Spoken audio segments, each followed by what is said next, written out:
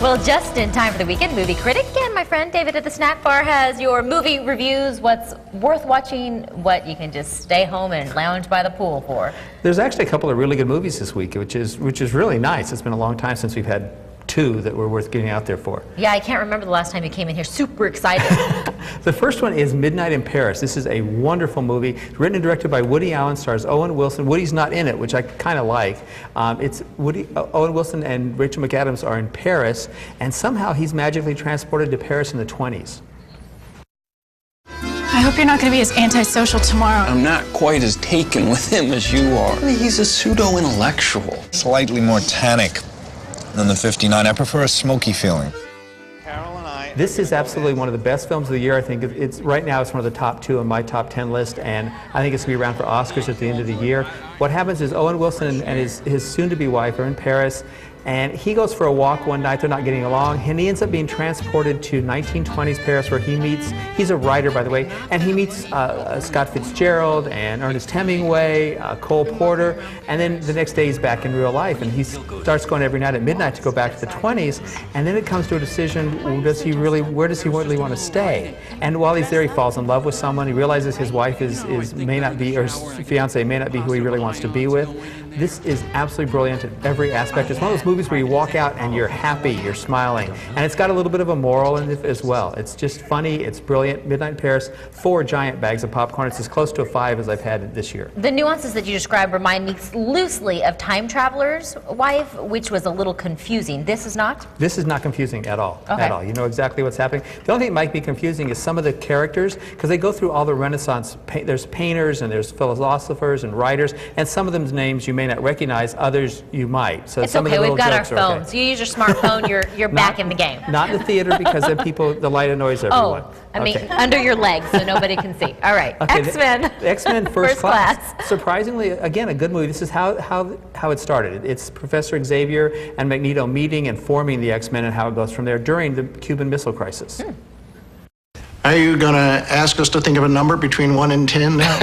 No, Agent Stryker, although I could ask you about the Jupiter missiles America are currently placing in Turkey. You brought a damn spy to this facility.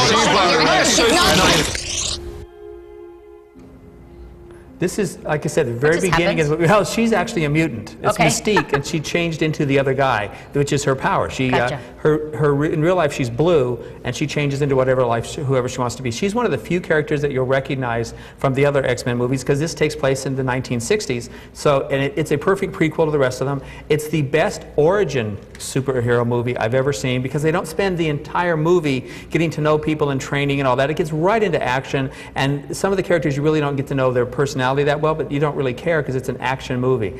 This is a very good film. X-Men First Class, also 4 bags of popcorn. Maybe There's a not quite as butterfly girl in it? Yeah, she has wings. They're all the mutant superheroes are mutants. She also spits fire. It's kind of interesting. Oh, I thought it was kind of romantic. I'm like, she's a butterfly. No. There's no romance in that. All right, I thought maybe I was in, but no, this is a superhero movie. You lost me at the spitting fire thing. Well, you know, then there's the guy who just disappears and looks like the devil and all this other stuff. It's really, really good. The one I have been waiting for, though, I have to be honest, is The Hangover Part II. I'm ashamed to say that because it's so, well, the first one so was, inappropriate. But the first one was brilliant. The second one is the same script, just in Bangkok. Oh. Look out! Oh, right, please!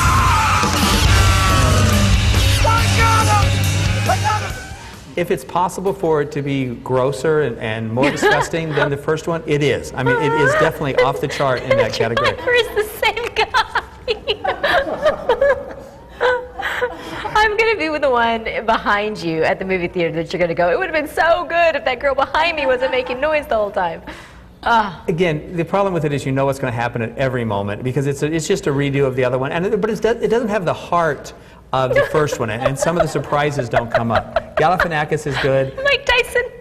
Mike Tyson does make an appearance in the movie at the end, and you'll be sorry he did. But overall, like I said, if you liked the first one, you'll like this one. I liked it. I didn't love it as much as Part 1. Hangover Part 2, 3 bags of popcorn. Again, don't take any kids to see this, ever.